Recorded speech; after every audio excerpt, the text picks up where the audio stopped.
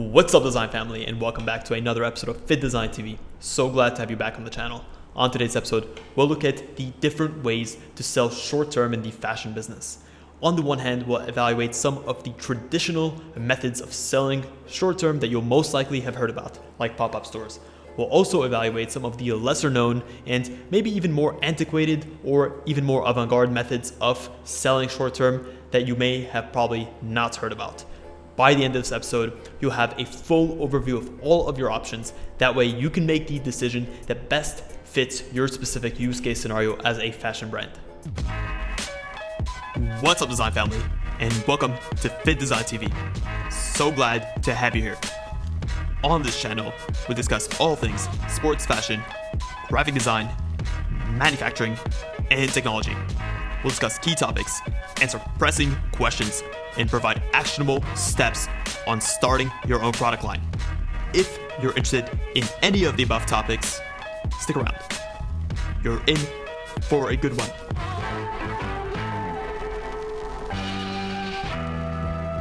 When it comes to the ways to sell short-term, while actually opening up your own permanent store and selling to traditional retailers are a great way to move your sales channels, these can actually sometimes require quite a large budget to start.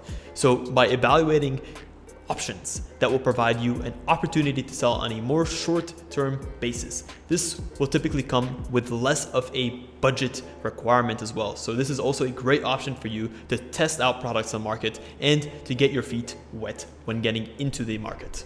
Number one on our list is going to be the pop-up store. This is a trend of pretty much companies of all sizes, and ultimately pop-up stores are a great tool for customers and companies actually to test the response they're going to get from their customers before actually going ahead and committing to opening up a full-scale store. Pop-up stores also tend to be smaller in size than permanent stores and will only open up for a temporary amount of time, hence the name. They are a suitable budget for pretty much companies that have pretty much a wide variety of budgets. So it's a great option to look into if you're looking to just get into the world of physical retail. Now, the question actually arises, where are pop-up stores typically located? Like, what differentiates a pop-up store from a permanent store? Usually, we tend to see pop-up stores on the street level of large cities.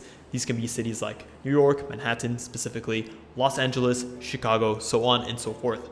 They're also very popular, and it's very common to see pop-up stores as stores within stores. So you can actually partition out a small space within a store and set up your own pop-up store.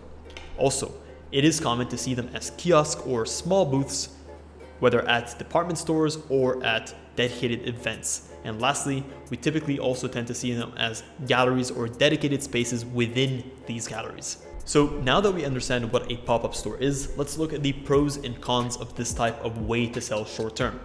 On the pro side, we have three. The first is a pop-up store is going to help you to create a sense of urgency and ultimately is going to help you to increase the demand of your products. Also, you can actually create a buzz around your brand and products and ultimately create a story angle that's going to help serve you and create more hype around what you're putting out. And lastly, it's a great opportunity for you to test your brand and your products in the market before going ahead and making a full-scale commitment towards a permanent retail store in a permanent location. We've looked at the pros, now what about the cons? Well, it's actually quite difficult to secure the perfect lease length for your pop-up store. This makes it extremely difficult to sort of align when you need the pop-up store to when you need to be out of the pop-up store. Secondly, there is a lack of the possibility of being able to extend this lease according to how long you need it if your pop-up store ends up doing really well. So imagine this, you've set up the time, the effort, you've designed the store, you've set it up, it's doing really well, and you're making a lot of sales. But all of a sudden, you can no longer extend the lease of this pop-up store because someone else is going to take over that space. That's a bummer, and that's one of the biggest cons of this type of arrangement. And lastly, staff allocation. As a small company, you may need to go ahead and hire, train, orient these people just for a small period of time, which the return on investment on that may not be worth it. So that is also something to bear in mind. So we've looked at pop-up stores. What are some alternatives to this? Well, we mentioned that we would discuss them in this episode. The first of these alternatives is going to be the market group, or sometimes referred to more commonly as the flea market group. This is a great way for different designers to join together in one communal retail space and sell their products together.